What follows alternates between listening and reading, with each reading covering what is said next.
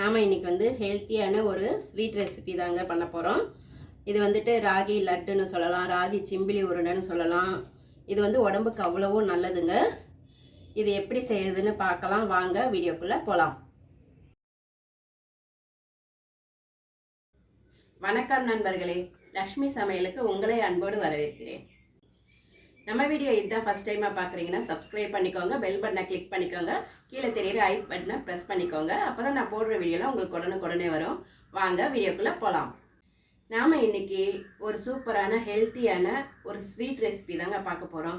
அது சின்னவங்கலேருந்து பெரியவங்க வரைக்கும் விரும்பி சாப்பிடுவாங்க. அது வந்து நம்ம ராகி சிம்பிளி உருளை தான் செய்ய போகிறோங்க. அது எப்படி செய்கிறதுன்னு பார்க்கலாம் வாங்க, வீடியோக்குள்ளே போகலாம். நான் வந்து ஸ்டவ் பற்ற வச்சுட்டு இந்த மாதிரி ஒரு அடிக்கணமான பேன் போட்டுக்கிறேங்க. நான் வந்து ஒரு கப்பு வேர்க்கடலை வந்து வறுத்துக்கிறேங்க.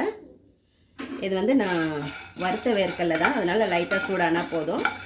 உங்களுக்கு வந்துட்டு பச்சையான வேர்க்கடலை கிடைச்சா கூட நீங்கள் இந்த மாதிரி வறுத்து எடுத்துக்கலாம். அவ்வளோதாங்க, நம்ம இந்த அளவுக்கு வறுத்தாச்சு. ஸ்டவ் ஆஃப் பண்ணிவிட்டு இதை வந்து நம்ம ஒரு தட்டில் ஆற வச்சுக்கலாம். இது நல்லா ஆறட்டுங்க. ஆறுனதும் நம்ம வந்து தோலெல்லாம் உரித்து எடுத்துக்கலாம். சூடு ஆறட்டும். நான் வந்து அதே கப்பில் வேர்க்கடலை எடுத்துமே அதே கப்பில் வந்துட்டு 2 கப்பு கேழ்வரகு மாவு எடுத்துருக்கேங்க. இது நான் வந்து வீட்டிலேயே அரைச்ச மாவு தான். நீங்கள் கடையில் வாங்குகிற மாவு கூட போட்டுக்கலாம். 2 கப்பு போட்டாச்சு. அதுக்கப்புறமா நான் வந்து கொஞ்சமாக உப்பு போட்டுக்கலாம். இதில் கொஞ்சமாக உப்பு போட்டுக்கிறேன். இதை நல்லா கலந்து விட்டுட்டு நம்ம கொஞ்சம் கொஞ்சமாக சப்பாத்தி மாவு பிசைகிறோம் இல்லையா, அந்த மாதிரி பிசைஞ்சிக்கலாங்க. நம்ம சப்பாத்தி மாவு வந்து கொஞ்சம் கெட்டியாக பிசைவோம், இது வந்து கொஞ்சம் லூஸாக பிசையணும். நம்ம அடை மாதிரி தட்டி எடுத்துக்க போகிறோம்.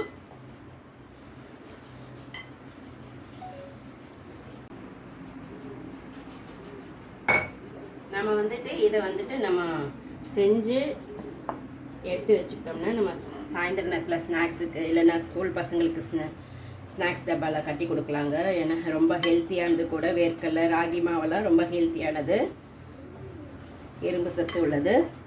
அதனால் வந்துட்டு இதை நம்ம எல்லாருமே சாப்பிட்லாங்க. உடம்புக்கு அவ்வளோ நல்லது தான். நம்மளுக்கு எப்போதான் டைம் கிடைக்குதோ அந்த மாதிரி செஞ்சு வச்சுக்கிட்டோம்னா நம்ம சாயந்தர நேரத்தில் ஸ்நாக்ஸுக்கு பதிலாக ஒரு லட்டு கூட சாப்பிட்லாங்க. இது மாதிரி ரொம்ப நல்லாயிருக்கும். இதை பாருங்கள், நான் இந்த அளவுக்கு பாருங்கள் எவ்வளோ சாஃப்டாக இந்த அளவுக்கு பிசைஞ்சு எடுத்துட்டேன். இது அப்படியே இருக்கட்டும். இப்போ நம்ம ஸ்டவ் பற்ற வச்சுட்டு ஒரு தோசைக்கல் வச்சுருக்கோம். இப்போ இதில் கொஞ்சம் நெய் தடவிக்கலாங்க. நெய் இல்லைன்னா எண்ணெய் கூட நீங்கள் போட்டுக்கலாம். நான் இன்றைக்கி நெய் தான் போட்டுக்க போகிறேன். இப்போ வந்து நம்மளுக்கு கல் சூடாயிடுச்சு. இப்போ வந்து நம்ம இதில் தட்டிக்கலாங்க. நம்ம தண்ணி தொட்டு தட்டிக்கலாம்.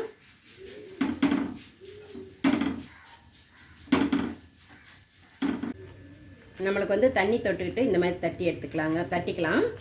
உங்களுக்கு இதில் போட்டு அப்படியே தட்டுறதுக்கு பயமாக இருந்ததுன்னா நீங்கள் வந்து வாழை இலையிலையோ ஒரு கவரு இல்லைன்னா பட்டர் ஷீட்டு அந்த மாதிரியில் வேணால் போட்டுட்டு தட்டி இதில் போட்டுக்கலாங்க. நம்ம வந்து இது கொஞ்சம் மீடியமாக வச்சு போட்டு எடுத்துக்கலாங்க.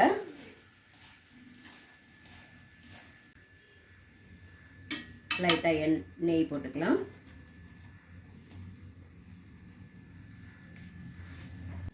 நம்ம வந்துட்டு இதை வந்து நல்லா வேக விடணுங்க. இல்லைன்னா வச்சுக்கோங்க, நம்மளுக்கு கேழ்வரகு மாவுன்றதால நம்மளுக்கு சில பேருக்கு வயிறு ஒத்துக்காதுங்க, வயிறு வலி வரும். இல்லைன்னா சில பேருக்கு லூஸ் மோஷன் ஆகும். அதனால் வந்து மாவு நல்லா நம்மளுக்கு உள்ள அடைய வேகணும். அதனால் நம்ம ஸ்லோவில் வச்சு நம்ம திருப்பி போட்டு வேக வச்சுக்கலாம். அப்போ தான் வந்துட்டு உங்களுக்கு உள்ளெல்லாம் வேகும். ஏன்னா நம்ம கொஞ்சம் தடியாக போட்டிருக்கோம் இல்லைங்களா, அதனால். அவ்வளோதாங்க, இந்த அளவுக்கு நம்மளுக்கு இதுவாகிட்டு நம்ம இன்னொன்று தட்டிக்கலாம். அவ்வளோதாங்க, நம்ம இருக்கிற மாவு எல்லாமே இதே மாதிரியே போட்டு எடுத்துக்கலாம். நம்ம இந்த மாதிரி எல்லாமே போட்டு எடுத்தாச்சுங்க. இங்கே பாருங்கள், நல்லா வெந்து வந்திருக்கு. இதை வந்து நம்ம சின்ன சின்ன துண்டுங்களாக போட்டுக்கலாம். ஏன்னா சூடு ஆறட்டும். நான் வந்துட்டு வறுத்தது வேர்க்கடலை வந்து நல்லா தோல் எடுத்துகிட்டு வந்திருக்கேங்க. சூடாக ஆறிடுச்சு. இதை வந்து நம்ம மிக்ஸி ஜாரில் போட்டு கொஞ்சம் கொரப்பாக அரைச்சிக்கலாம்.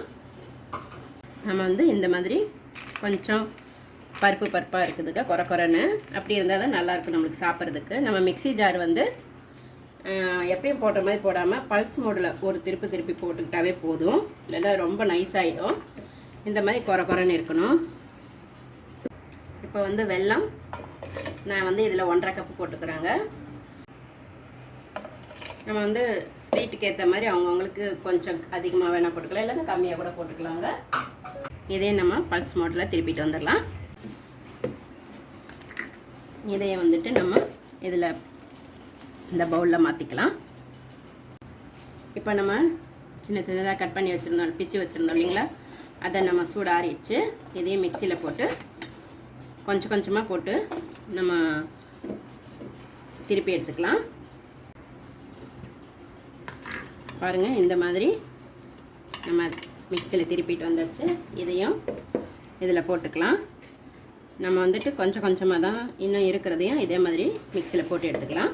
இப்போ நம்ம 3மே அரைச்சிட்டு வந்தாச்சுங்க. இப்போ எல்லாமே நல்லா பிசைஞ்சிக்கலாம்.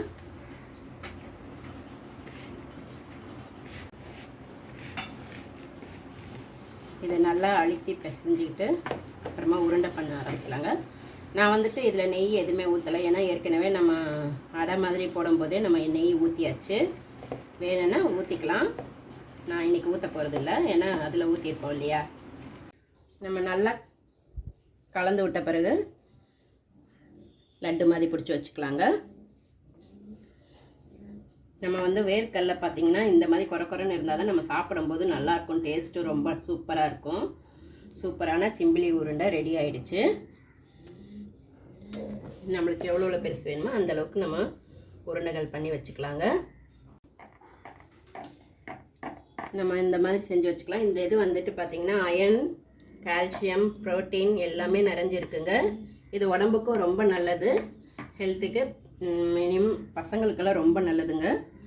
நம்ம ஸ்நாக்ஸுக்கு பதிலாக இந்த மாதிரி செஞ்சு கொடுத்தாவே போதும். நம்ம இதே மாதிரியே எல்லாமே உருண்டை பிடிச்சி வச்சுக்கலாங்க.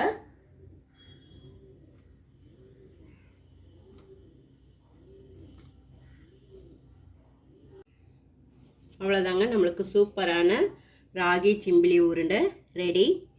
இங்கே பாருங்கள் எவ்வளோ சூப்பராக நல்லா இருக்குது. சூப்பரான ராகி சிம்பிளி உருண்டை ரெடிங்க. இந்த மாதிரி நீங்களும் உங்கள் வீட்டில் ட்ரை பண்ணி பாருங்கள். எப்படி இருந்ததுன்னு கமெண்ட்டில் சொல்லுங்கள். நான் வந்து இந்த மாவு பிசையும் போது வந்து வெறும் ஆர்டினரி வாட்டர் தாங்க ஊற்றிட்டேன், பச்சை தண்ணி தான் ஊற்றிட்டேன். சுடு தண்ணிலாம் வேணாம், நம்ம எப்பயும் போல் சாதா தண்ணியை ஊற்றி பிசைஞ்சிக்கலாங்க. இப்போ வந்துட்டு எப்படி இருக்குன்னு பார்க்கலாம். பார்க்கும்போதே பாருங்கள் வேர்க்கடலை அந்த இதெல்லாம் அங்கங்கே தெரியுது. சூப்பராக இருக்குது. அது அந்த குருணையாக இருக்கிறதாங்க நம்மளுக்கு சாப்பிடும்போது வாயில் நல்லா அடிபடும்.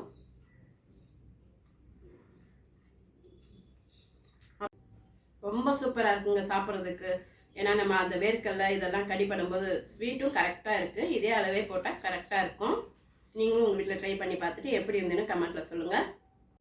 அடுத்த வீடியோவில் வேறு ஒரு டிஷ்ஷோடு சந்திக்கிறேன். நன்றி, வணக்கம்.